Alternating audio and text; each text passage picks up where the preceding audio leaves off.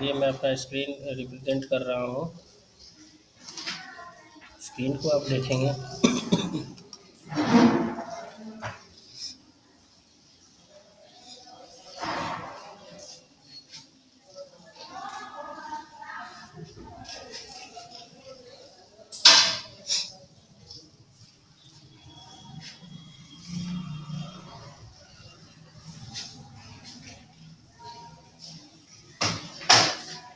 Okay, screen represent हो गया होगा आप लोगों के पास।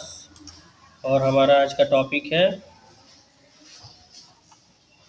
What is intellectual property right. Screen दिख रहा है आप लोगों को?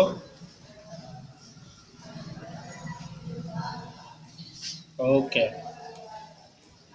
तो आज ये हमारा टॉपिक है इंटेलेक्चुअल प्रॉपर्टी राइट क्या होता है। तो बाय डेफिनेशन आप देखेंगे कि जो इंटेलेक्चुअल प्रॉपर्टी राइट है refer to the creation of mind such as invention, literacy and artistic work, design and symbols, names, images used in commerce। इसको थोड़ा सा मैं और जूम कर देता हूँ कि आप लोगों की स्क्रीन पे क्लियर हो जाएगा।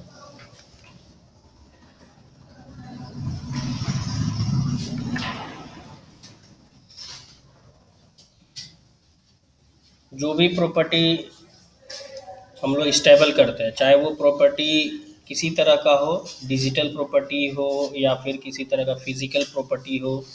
तो डिजिटल प्रॉपर्टी का मतलब हमारा कोई सॉफ्टवेयर है या हमारा कोई वेबसाइट है, और फिजिकल प्रॉपर्टी का मतलब आप कोई कंपोनेंट या किसी तरह का ऑब्जेक्ट बना रहे हो, तो उसके लिए हम लोग कानूनी यानी लीगल रूप से ऑथराइजेशन लेना पड़ता है कि ये हमारा प्रॉपर्टी राइट हो और इसका मतलब कोई दूसरा इसका कोई भी यूज़ नहीं कर पाए उस तरीके का।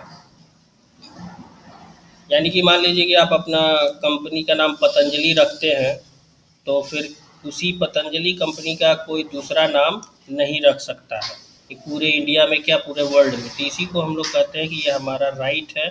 और इस तरह से हम जो कंपोनेंट या ऑब्जेक्ट या कोई वेबसाइट या सॉफ्टवेयर बना रहे हैं, तो उस तरीके का सॉफ्टवेयर और वेबसाइट दूसरा कोई भी नहीं बना सकता है। इस तरह का उसका कोई भी इंफॉर्मेशन दूसरा कोई चोरी नहीं कर सकता है। इसको हम लोग कहते हैं इंटेलेक्चुअल प्रॉपर्टी राइट। अब इसके अंदर बहुत सारी चीज़ें हैं। इंटेलेक्चुअल प्रॉपर्टी राइट के अंदर बहुत सारे और भी चीज़ें आती हैं। तो एक बार डेफिनेशन फिर समझते हैं कि intellectual property right are the rights of the owner of information to decide how much information is to be exchanged, shared or distributed. Also gives the owner a right to decide the price for doing। मतलब ये भी decide करना होता है इसमें intellectual property right में कि कितना आप इंफॉर्मेशन दूसरे के साथ एक्सचेंज करना चाहते हैं तो दे सकते हैं। अदरवाइज कोई भी इंफॉर्मेशन आप एक्सचेंज नहीं करना चाहते हैं तो फिर आप नहीं दे सकते हैं। जैसे कि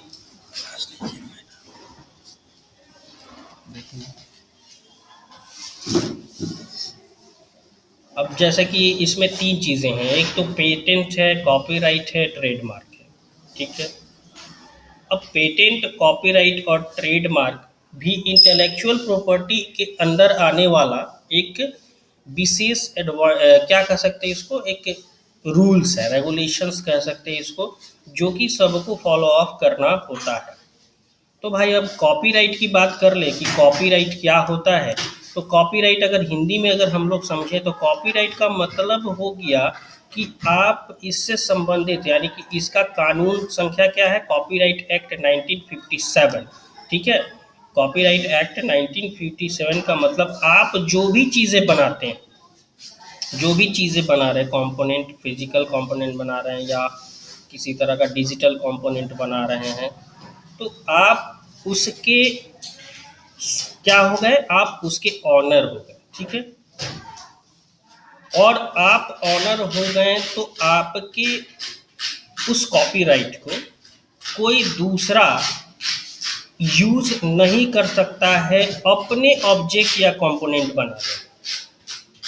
जैसे कि किसी तरह का अगर अमेजॉन वेबसाइट है आपके सामने, तो वो जो जिस तरीके का स्ट्रक्चर बनाया अपना, जिस तरीके का लोगो बनाया अपना, तो क्या वो लोगो फ्लिपकार्ट भी यूज़ करेगा, ईबे भी यूज़ करेगा? नहीं करेगा। ठीक है, तो उस तरीके से हम समझ रहे हैं कि कॉपीराइट का मतलब ये मेरा कॉपीराइट है, ये दूसरा कोई भी यूज़ नहीं कर सकता। तो आप बताएंगे कि क्या आपको कॉपीराइट समझ में आया? पूछा जाता है क्वेश्चन।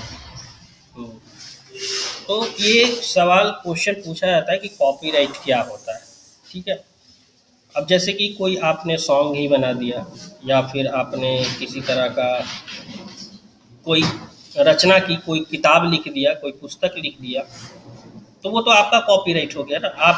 आपके उस हिसाब से, उसके कहानियों के हिसाब से, उसकी स्टोरी के हिसाब से कोई दूसरी उसकी स्टोरी को क्या नहीं कर सकता, चोरी नहीं कर सकता, वो आपकी कॉपीराइट हो गई। तो इंटेलेक्चुअल प्रॉपर्टी राइट में तो पहला हो गया कॉपीराइट। दूसरा बात आता है ट्रेडमार्क की बात आती है। ठीक है, तो ट्रेडमार्क क्या है? तो देखिए, ट्रेडमार्क सिंपली अगर दोनों तरीके से समझेंगे कि ट्रेडमार्क क्या देता है, ये एक पहचान देता है, यानी कि एक identification. Trademark give us the identification of the business. ये पहचान देता है। पहचान किस वजह से देता है कि अगर हमारा लोगो है, या एयरटेल का लोगो है, या फिर आप मान के चलिए कि किसी आइडिया का लोगो है, जियो का लोगो है, तो क्या जियो का लोगो एयरटेल यूज़ करेगा, एयरटेल का लोगो जियो यूज़ करेगा? नहीं। उसकी एक पहचान हो गई, उसका एक स्लोगन भी अलग अलग, कंपनीज का स्लोगन भी अलग अलग आता है, और उसके उस तरह के स्लोगन्स को, उसकी पहचान को कोई दूसरी कंपनी यूज़ नहीं कर सकती। उसका मेरा ट्रेडमार्क हो गया। जैसे फूड और सेफ्टी के लिए, फूड का प्रोडक्ट आप लोग बनाते हैं, खाने वाले जो भी चीज़ें हैं, उसको आप लोग अगर अपनी कंपनी में बनाते हैं, तो उसमें ISI कौन सा मार्किंग यूज़ किया जाता है, ट्रेड मार्क यूज़ किया जाता है कि वो अच्छे कंपनी का है कि नहीं, अच्छी क्वालिटी का बना है कि नहीं, तो वो हमारा ट्रेड मार्क हो गया। या फिर कोई पार्टिकुलर हम वेबसाइट खोलते हैं, जैसे कि मैंने खोला अमेज़न। ठीक है, आप स्क्रीन पे देखते रहें, यहाँ पे मैंने www.amazon शॉपिंग ऑनलाइन वेबसाइट खोला।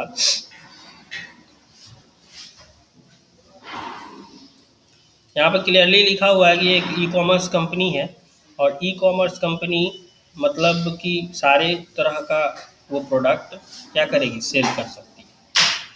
अब देखिए, यहाँ पे इसका अमेज़न का जो ये लोगो बना हुआ है amazon.in, और इस तरह से एरो मार्किंग आपको दिखाई पड़ रहा है, तो ये जो लोगो है, ये जो लोगो है, ये कोई भी दूसरी कंपनी यूज़ नहीं कर सकती है। ये हमारा ट्रेडमार्क है, ये हमारा है कि हमारे पास इतने सारे कंपोनेंट है और मैं ये सारी चीज़ें बेच सकता हूँ।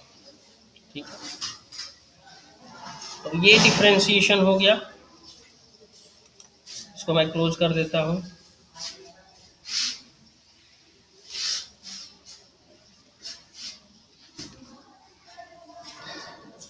अब इसमें भी हमको ये एक चीज़ होता है, एक इलीगल काम लोग करते हैं। जैसे कि हमारे पास इंटेलेक्चुअल प्रॉपर्टी राइट है, तो इंटेलेक्चुअल प्रॉपर्टी राइट है, तो उसमें क्या चीज़ें लोग जो हैं वो चोरी करते हैं, किस चीज़ को, इंफॉर्मेशन को क्या करते हैं, चोरी कर लेते हैं। जैसे कि प्लेगरिज्म हम मान के चलते हैं। Plagiarism is the stealing someone else's intellectual work and representing it your own work without citing the source of information।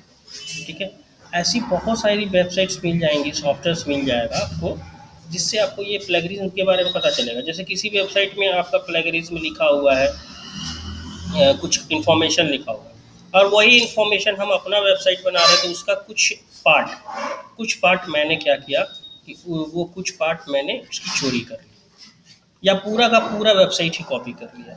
तो मैंने क्या किया, कौन सा इलीगल इशू किया, मैंने किया प्लेगरिज्म, यानी ये चोरी की, मैंने उसके कंटेंट की चोरी की, उसके इन्फॉर्मेशन की चोरी की। ठीक है, तो ये चीज़ है। जैसे कि कोई वेबसाइट है, तो ये दो तरीके से हो सकता है। जैसे ये एक वेबसाइट है,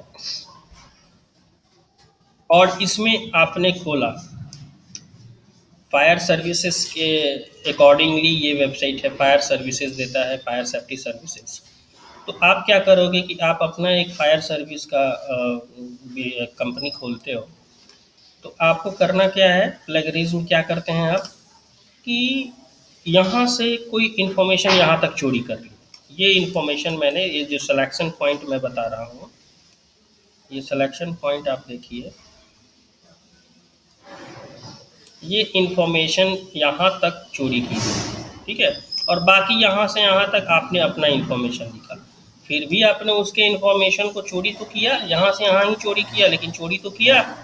तो चोरी किया तो ये क्या है, ये प्लेगरिज्म कहलाता है। यही चीज़, जो भी इन्फॉर्मेशन आप चोरी करते हैं उसको प्लेगरिज्म हम लोग बोलते हैं। कभी कभी होता ये है कि प्लेगरिज्म में आप कंप्लीटली प्लेगरिज्म करते हैं, यानी कि पूरा का पूरा चोरी कर लेते हैं।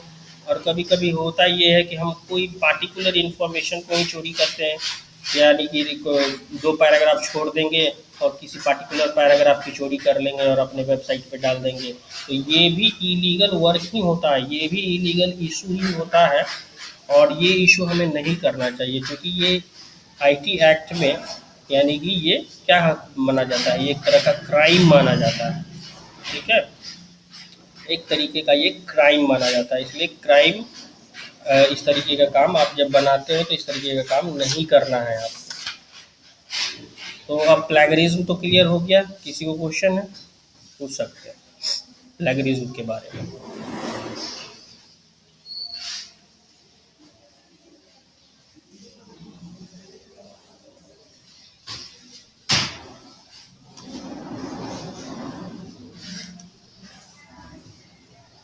प्लेगरिज्म के बारे में किसी का क्वेश्चन है? अंजलि, अजय कुमार सिंह।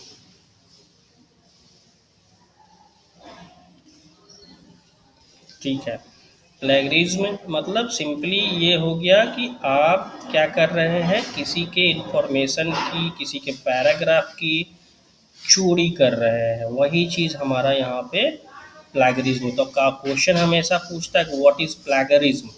तो आप एकदम क्लियर रहिएगा कि प्लेगरिज्म का मतलब होता क्या है, क्योंकि अक्सर है सीबीएसई बोर्ड में ये क्वेश्चन आ जाता है कि व्हाट इज़ प्लेगरिज्म। आप नोट डाउन कर लीजिएगा इस बात को, या वन वर्ड में पूछ दे, या ऑब्जेक्टिव टाइप में पूछ दे, या फिर आपका एक्सप्लेनेशन वाले क्वेश्चन में, यानी कि सब्जेक्टिव टाइप में पूछ दे। लेकिन इस तरह का क्वेश्चन पूछता है कि प्लेगरिज्म क्या होता है, इंटेलेक्चुअल प्रॉपर्टी राइट क्या होते हैं, ट्रेडमार्क क्या होता है, ये कैसे आप, ये इन चीज़ों का यूज़ आप क्यों करते हैं। तो जाहिर सी बात है, इन चीज़ों का यूज़ हम क्राइम को रोकने के लिए करते हैं। यानी हमारे ट्रेडमार्क का यूज़ इसलिए होता है कि ताकि इससे पता चले कि हाँ भाई ये ऑनर है, और इस ऑनर का ये ऑब्जेक्ट और कंपोनेंट इसने बनाया है। चलिए, अब ये तो हो गया। अब कुछ डिस्कशन हमें डिजिटल प्रॉपर्टी राइट पे करना है। डिजिटल प्रॉपर्टी राइट पे ये तो हम लोग कॉम्बिनेशन यूज़ कर रहे थे, यानी कि आप सारे चीज़ों का कॉम्बिनेशन यूज़ कर रहे थे। अभी आपको ये यूज़ करना है कि डिजिटल प्रॉपर्टी राइट क्या होता है। तो डिजिटल प्रॉपर्टी राइट का मतलब क्या हुआ, जैसे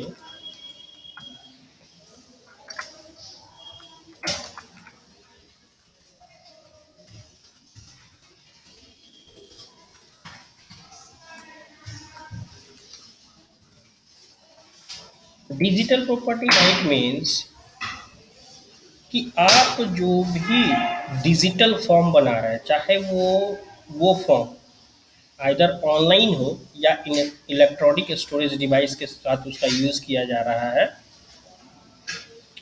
वो डिजिटल प्रॉपर्टी राइट में आएगा। जैसे कि digital property right present the next generation intellectual property right which puts them on the same playing field of patent, copyright and trademark brand as intellectual property digital information exist in the net. यानी कि simply उसी हिसाब से आएगा। जैसे आप कह सकते हैं कि जो इंटेलेक्चुअल प्रॉपर्टी राइट्स है वो तो आप फिजिकली देख रहे हैं सब जगह, लेकिन डिजिटल प्रॉपर्टी यहाँ पे एक वर्ड जुड़ गया। क्या वर्ड जुड़ गया? डिजिटल वर्ड जुड़ गया। तो डिजिटल जब वर्ड जुड़ जाएगा, इसका मतलब वो सीधे सीधे किस पे आ रहा है, वो कंप्यूटर सेक्शन में आ रहा है, यानी कि कंप्यूटर पे आ रहा है। तो जो भी काम है, जो आप वर्क कर रहे हैं, जो कि आप ऑनलाइन वर्क कर रहे हैं या किसी इलेक्ट्रॉनिक मीडिया का इस्तेमाल करके इसका वर्क कर रहे हैं, तो वो उसमें जो आपको पेटेंट या कॉपीराइट या ट्रेडमार्क मिलता है, तो उसको हम लोग क्या कहते हैं, डिजिटल प्रॉपर्टी राइट। ठीक है, क्योंकि डिजिटल वर्ड केवल जुड़ा हुआ है इससे। तो डिजिटल वर्ड का मतलब क्या है, जो चीज़ें कहाँ पे हो रही हैं, नेटवर्क पे हो रही हैं, यानी कि ऑनलाइन हो रही हैं, ऑफलाइन भी होगी तो इलेक्ट्रॉनिक मीडिया का यूज़ करके हो रही हैं, तो वो चीज़ हमारे लिए क्या होता है, डिजिटल प्रॉपर्टी राइट होता है। अब डिजिटल प्रॉपर्टी राइट में भी बहुत सारी टर्मिनोलॉजी आती है। जैसे कि कुछ ऐसे सॉफ्टवेयर भी होते हैं जो कि क्या करता है, फ्री सॉफ्टवेयर होता है। कुछ ऐसे सॉफ्टवेयर होता है जो कि ओपन सोर्स सॉफ्टवेयर होता है।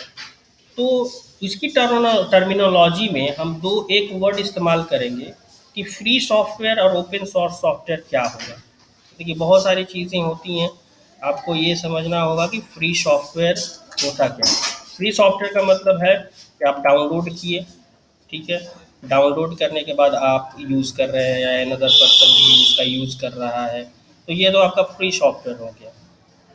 लेकिन आप क्या नहीं कर पा रहे, उस सॉफ्टवेयर को अपने हिसाब से कस्टमाइज़ नहीं कर पाएँगे। कस्टमाइज़ का मतलब क्या है? वो जो डाउनलोड हो रहा है, तो उसका जो एक बार प्रोसीजर बन गया कि ये इसी तरीके से काम करेगा, तो वो उसी तरीके से काम करेगा। फिर आप उसके अपने कंपनी के हिसाब से या अपने इंडिविजुअल इन्फॉर्मेशन के हिसाब से आप उसको चेंज नहीं कर पाएँगे। तो ये क्या हो गया? ये एक फ्री सॉफ्टवेयर का एग्ज़ाम्पल हो गया। लेकिन वही दूसरा बात आता है ओपन सोर्स सॉफ्टवेयर का एग्जांपल।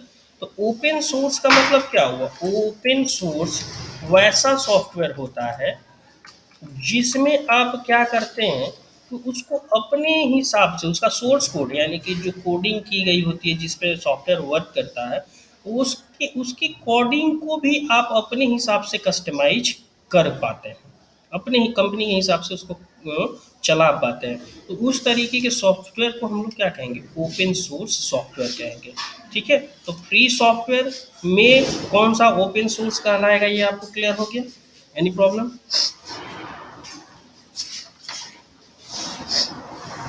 बताइए आप लोग, कोई प्रॉब्लम है?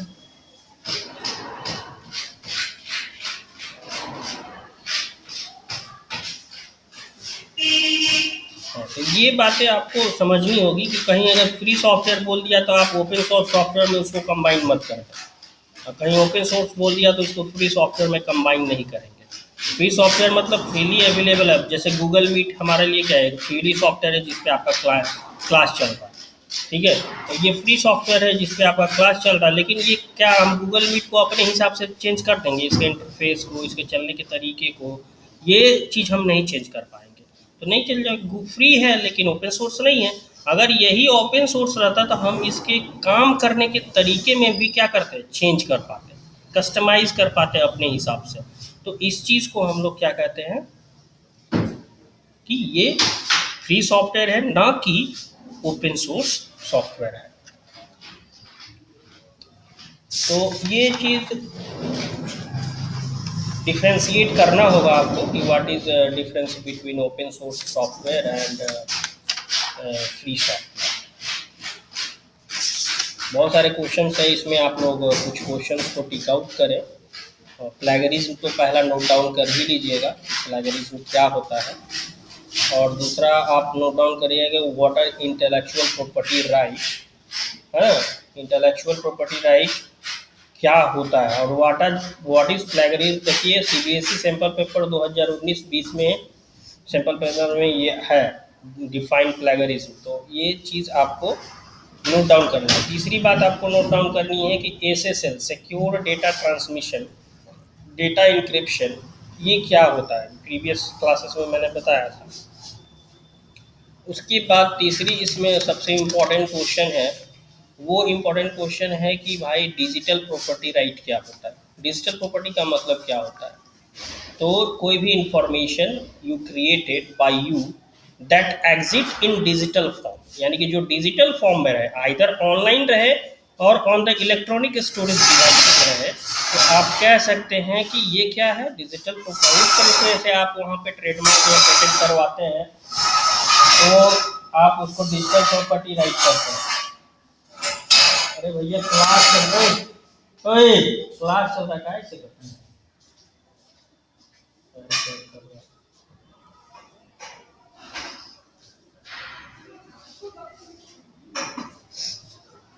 अब ई कॉमर्स जो कंपनीज हैं, उस ई कॉमर्स कंपनीज में क्या क्या फ्रॉड हो सकते हैं, ये भी आप अपने ध्यान में एकदम रखिएगा, क्योंकि ये इम्पोर्टेंट टर्म्स है, इम्पोर्टेंट चीज़ें हैं, इसको मैं बताते जा रहा हूँ। आप लोगों को क्वेश्चन एकदम नोट डाउन करते चले जाना है। फ्रीवेयर सॉफ्टवेयर क्या होता है, तभी मैंने बता दिया कि जो सॉफ्टवेयर अवेलेबल होता है फ्री, जिसको हम लोग पैसा वैसा दे करके नहीं, ऐसे ही हम लोग डाउनलोड करके यूज़ करते हैं, उसको फ्रीवेयर बोलते हैं, और उसमें हम लोग मॉडिफाई नहीं कर सकते। ठीक है। और ओपन सोर्स सॉफ्टवेयर का मतलब क्या है, वो ऐसा सॉफ्टवेयर जो अवेलेबल है फ्री, बट उसमें हम लोग अपने हिसाब से उसको कस्टमाइज कर लें, उसको OSS सॉफ्टवेयर बोलते हैं, ओपन सोर्स सॉफ्टवेयर बोलते हैं। ठीक है। एक आता है शेयरवेयर सॉफ्टवेयर, इसको भी नोट डाउन करेंगे आप लोग। शेयरवेयर का मतलब होता है software for which license free is payable after some time limit. यानी कि लाइसेंस, जो कुछ सॉफ्टवेयर आपको ट्रायल नहीं देता है कि हाँ आप 30 डेज का ट्रायल यूज़ कर लीजिए या 40 डेज का ट्रायल यूज़ कर लीजिए, तो वो ट्रायल पीरियड रहता है, उसके बाद आप उसका लाइसेंस के लिए आपको पे करना होता है। तो उस तरह के सॉफ्टवेयर को आपको शेयरवेयर सॉफ्टवेयर में आप रख सकते हैं। तो और intellectual plagiarism, OSS, free software, freeware, ये सारी चीज़ें आप ध्यान में रखिएगा। बस इतना ही करना है, इतना ही में आप लोगों का पूरा ये चैप्टर क्या हो जाता है, सही हो जाता है। और आपको जो गेस किया गया है वो गेस का क्वेश्चन आपको दे। अब दूसरी बात एक और आप लोगों को इन्फॉर्मेशन देना था कि लाइव क्लासेस, मतलब ऐसा नहीं कि हाँ ये भी लाइव क्लास ही है, बट यूट्यूब पे हम लोग लाइव क्लासेस एक चलाने वाले हैं आने वाले समय में, जिसमें कि सारे जगहों के, यहाँ पे तो रिस्ट्रिक्शन है ना कि केवल आप ही लोग ज्वाइन करेंगे, है ना, हमारे क्लास के स्टूडेंट ही ज्वाइन करेंगे, बट एक लाइव क्लास यूट्यूब से जो चलेगा उसमें हो सकता है कि बाहर के भी स्टूडेंट वगैरह ज्वाइन करें, आप भी ज्वाइन करेंगे सारा। उसमें क्या होगा कि मैं एक ऐसा क्लास चलाऊंगा जो रिवीजन क्लास भी होगा, और प्लस इम्पॉर्टेंट टॉपिक पे चर्चाएँ होंगी जो कि एग्जामिनेशन में आ सकता है। ठीक है।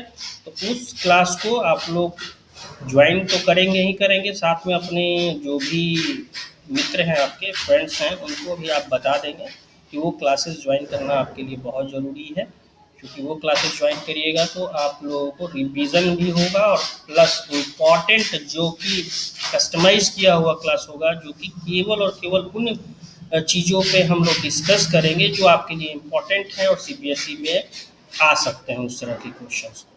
तो हम उस तरह के क्वेश्चंस को कस्टमाइज़ करेंगे, उस पे तैयारी करेंगे। तो उस तरह की क्लास को आपको ज्वाइन करना होगा, उसका रूटीन आपको मिल जाएगा कुछ दिन में, 1-2 दिनों में आपको उसका रूटीन मिल जाएगा। ठीक है।